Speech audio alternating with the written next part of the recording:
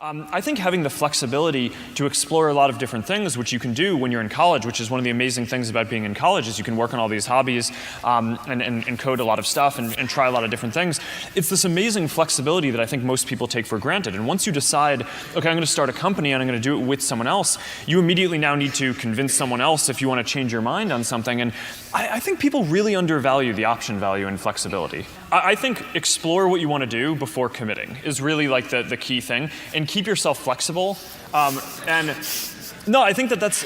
I agree. Yeah. Well, oftentimes business education today, and I see it all the time, kids come out of college, the best colleges, Wharton and Harvard and Stanford and some of the great business schools, and they'll come out and they won't have practical experience. There's too many case studies that aren't practical. You know, we ask kids that are 16 to 18 years old to make $100,000 debt decisions when they go off to university. And they're not prepared for that. They don't know what they're getting themselves into. They just assume, okay, I'm going to pay 4 years of education at $25,000 a pop, and when I come out the other side, somehow I'll be able to pay it back. Right. That's not how life works anymore.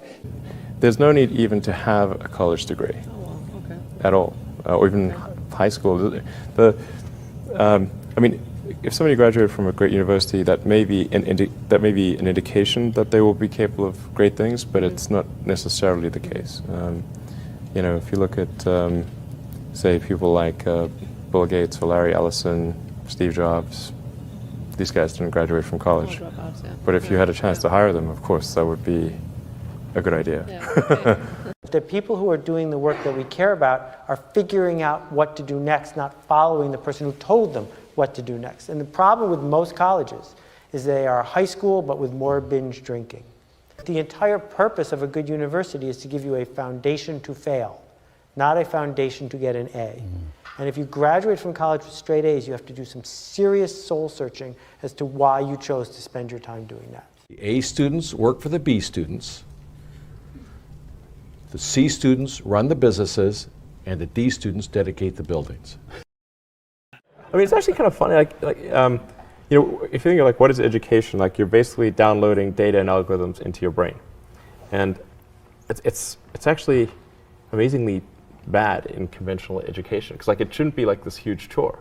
You know, someone's standing up there kind of lecturing at people, and they've done the same lecture 20 years in a row, and they're not very excited about it. And in fact, I think a lot of things people learn, probably there's no point in learning them, because they never use them in the future.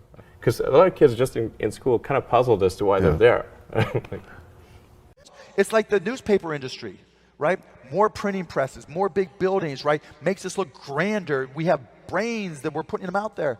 There's a point of diminishing returns in terms of what it's worth for a college education and how much debt you're willing to saddle yourself with. A lot of people follow. A lot of people are followers. Generally, if not, we'd have problems. We have too many entrepreneurs. We have too many successful people. Like, look how many people go through business classes.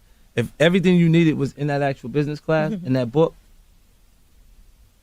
it'd be too many successful business people. Right. How many people graduate?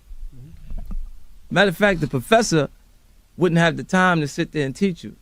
That knows this book damn near verbatim, page by page. He knows it, right? Because he'd be an entrepreneur. Yeah, he's too busy. I'm doing way too much right now because I got the palm trees and we selling so much of the stuff that I'm doing that I ain't quite got time to teach no mother class right now because I'm winning. And so when you walk into a boardroom with a bunch of guys in suits who all went to college, you're fine.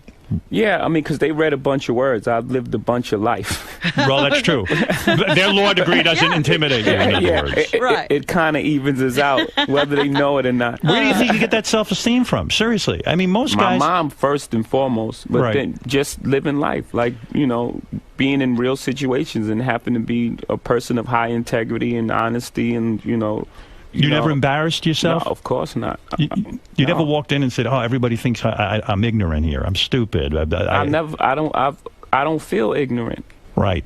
You know, I don't. Right. I felt like I came up in a situation, or a time, you know, where I wasn't afforded certain opportunities, and if afforded opportunities, I could be Oprah. I could be Bill Gates. I could be Warren Buffett. In my experience in business, there is very little difference, if any, between a very high-priced business education and what's available for a lot less money.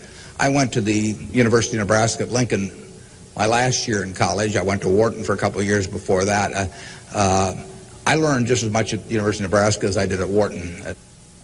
You need to be prodded in the right direction, but an awful lot of it is self-taught.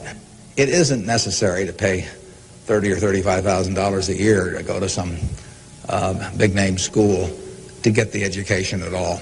I mean, if you're going to learn accounting, which is probably the most important course you'd take in business, if you're going to learn accounting, you can learn accounting absolutely as well, in my view, going to UNO as going to Harvard. I mean, I see. I'd bet on that, and so I wouldn't run up huge bills.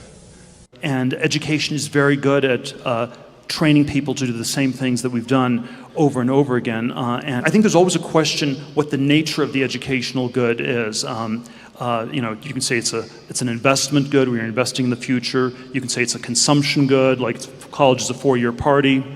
You know, I think most of the parents and students think of it actually as an insurance policy, where you're buying this really ever more expensive insurance so that the students don't fall through the really big cracks in our society, and we should be asking some big questions why the insurance costs are going up and up like that. I hated school. I really hated school. I hated school, generally, right? Because it was this instruction following thing. Now, I bet you it's probably also because I wasn't good at it. And some people, like I've got a great conceptual memory and a terrible rote memory. So if I have a story, I could tell you year by year kind of what happened within a story, within a context. But if I was to go into, you know, like a memory-based learning, it's terrible. I have a terrible rote memory. Ego barrier is the worst thing. And if we were raised differently, just imagine in the schools that all along that people will always say, everybody makes mistakes. Everybody has weaknesses. The key is really to understand what your mistakes and weaknesses are so that you can learn from them, right? I think punishment is a terrible concept. Punishment means that you made a mistake and you're being punished. I think instead of punishment, every time somebody makes a mistake, you should say the only thing that you need to do to get out of your punishment is first think, what kind of mistake was that? So if I'm in a situation that's like that again, how would I deal with it differently, not to make that mistake? So that learning should come from the mistake, not punishment, because you're teaching people not to make mistakes.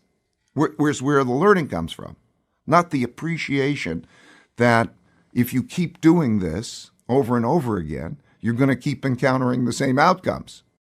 You know, it's an extremely corrupt system we have at this point. We have an education bubble. In the U.S., we have $1 trillion of student debt. To a first approximation, this has gone to pay for $1 trillion worth of lies about the value of the education people have received.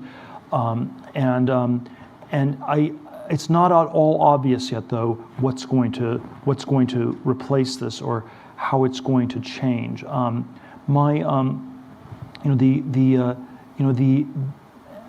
somewhat skeptical that it will be replaced by any sort of single unitary system. I have this fellowship for young people to start companies, and it's not. My claim is not that everybody should do this. I don't think everyone should become an entrepreneur, and I think there is no one size fits all. So I think the future will be much more heterogeneous, much more diverse in terms of what people do. What's really anomalous is the sort of unitary tracking, where you have to go to an elite college, you go to Yale or you go to jail. There's nothing else you can do, you know. And so I think the universities are perhaps in the same place as the Catholic Church was in 1514, if we go back 500 years, where you had sort of this monolithic way, this universal way of body of knowledge of teaching things. The difference between the Yale and the Harvard political science faculties are probably no greater than the differences between the Dominicans and the Franciscans. So we have all kinds of small debates within this context. We have a system of indulgences that's costing more and more to support this priestly or professorial class of people. We are told that it's the only way to salvation. You must get a diploma to be saved. If you do not get a diploma, then you will go to hell. And I think the message that I have that's like the 16th century reformers, that's a somewhat troubling message, is that you have to work out your salvation on your own. You have to save yourself, and that's I believe that is the truth, but it's a somewhat uncomfortable one.